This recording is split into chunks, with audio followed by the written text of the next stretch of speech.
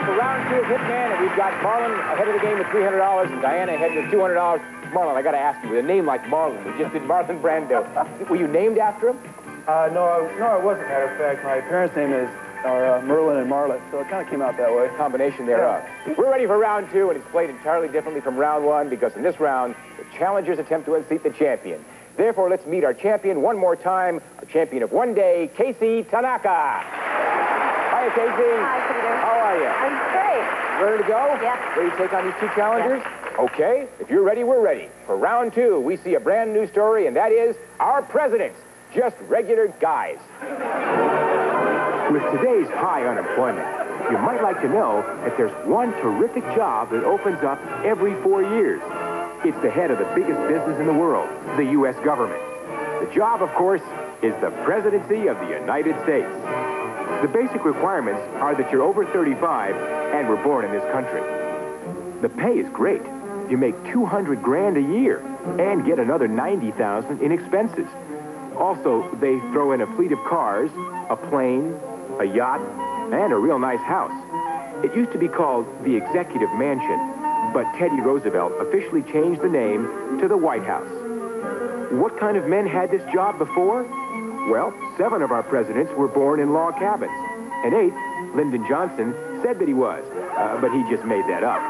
The favorite presidential pet is the dog. Lyndon Johnson raised beagles. He raised this one right off the floor.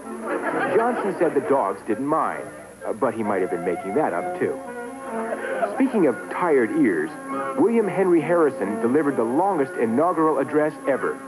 It was an outdoor speech and lasted over an hour. It wasn't just the audience that suffered. Harrison caught a cold, and it developed into pneumonia.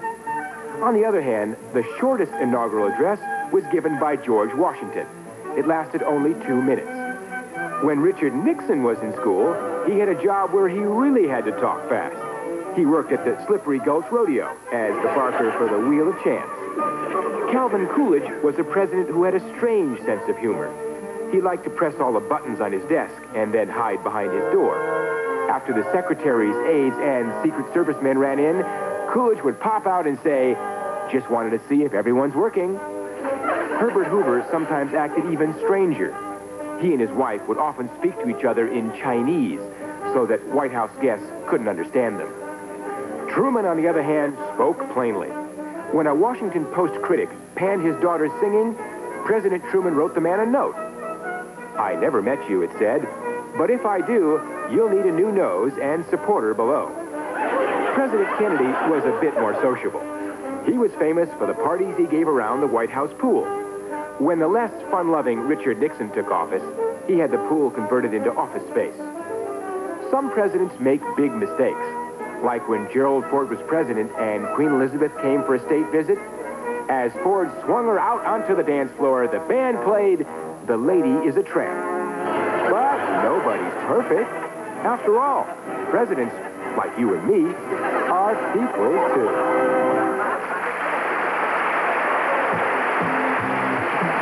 All right, that's the end of our story. And, of course, this is the board upon which we always play round 2.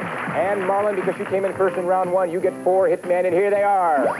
And, Diana, you came in second, so you get 3 hitmen, and here they are. Now, that's a combined total of 7, so, Kacey, to keep things nice and even, we always give the champ 7 hitmen, and here they are. All right, in this round, the champion, Kacey, is going to fight each challenger one at a time. Players, a right answer knocks out an opponent's man, a wrong answer knocks out one of your own men. But when a challenger loses a man, he or she must stop playing while the champion then takes on the other challenger. The champion is trying to wipe out all the challenger's men. Each challenger is trying to wipe out the champion's last man. And, of course, the winner of the game will get a chance to go on for a triple crown worth $10,000 in cash.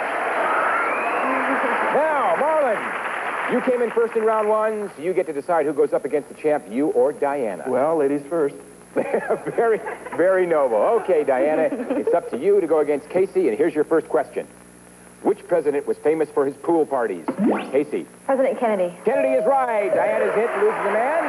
And we go over to Marlin, who didn't have to wait too long. Here's your question. What is a basic requirement for being... Kacey. Over 35, born in the United States. For being president other than age, must be born in the U.S. We have to take your first answer. Sorry, wrong. That means the champ's hit and loses a man. We stick with Marlin. Which president made up a story about being born, Kacey? President Johnson. In the log cabin, Johnson's right. Marlin's hit and loses the man. We go back over to Diana. Okay. What was the president's house called before it was called the White House? Kacey. The Executive Mansion. Executive Mansion's correct. Diana's hit and loses the man. We go back over to Marlin with his 3 hit men against 6 of Kacey's. Which president liked to press all the buttons on? Marlin. Coolidge. Coolidge is right. Took a while, but you got it. It's all it counts. That means that Kacey's hit and loses the man. We stick with Kacey and Marlin. Who was the president who danced with Queen Elizabeth? Kacey? President Ford. Ford is right. Marlin's hit and loses the man. Diana, we have yet to hear from you. You have 1 lonely hitman left. If Kacey answers the question correctly, you are out of the game. You might receive a phone call from Marlon Brando. All right, here's your question.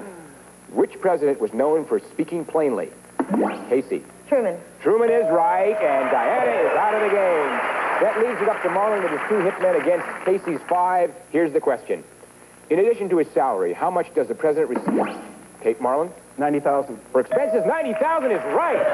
Kacey's hit and loses the man down to 4. Marlin's 2.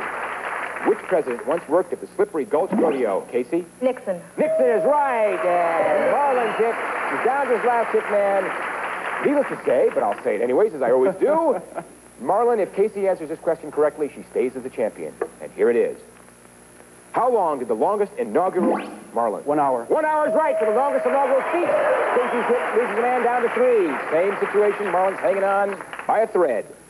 Who named the president's house the White House? Kacey? Roosevelt. Teddy Roosevelt. That means Kacey's hit and loses the man is down to 2. Marlin's still hanging in there. Here's the question. What would Coolidge say after everyone rushed into his office, Marlin? Just want to see if you're working. Indeed, he did say that, and Kacey's down to 1 hit man. Okay, this game can change rapidly, and here's the situation. Kacey, if you answer the question correctly, you're the champ, and you stay as the champ. Marlin, you answer the question correctly, you are the new champ. Here's the question that could decide, and here it is. Which president's daughter was Pan Kacey? Truman. Truman's daughter is right, and Kacey stays as the champ. Congratulations, Kacey. What a battle, right down to the wire. Well played. Diana played very well. You got yourself $200 for round 1 and a little bit of notoriety on the way. Nice playing. Thank you, Diana. And Marlin, you couldn't have come any closer. Right there on the last question. You played it well. Good luck with your career. Thank you. And Kacey, as the champ, you know where you're going. You're going to have another opportunity for our Triple Crown with $10,000 in cash. We'll see if Kacey can do it right after this.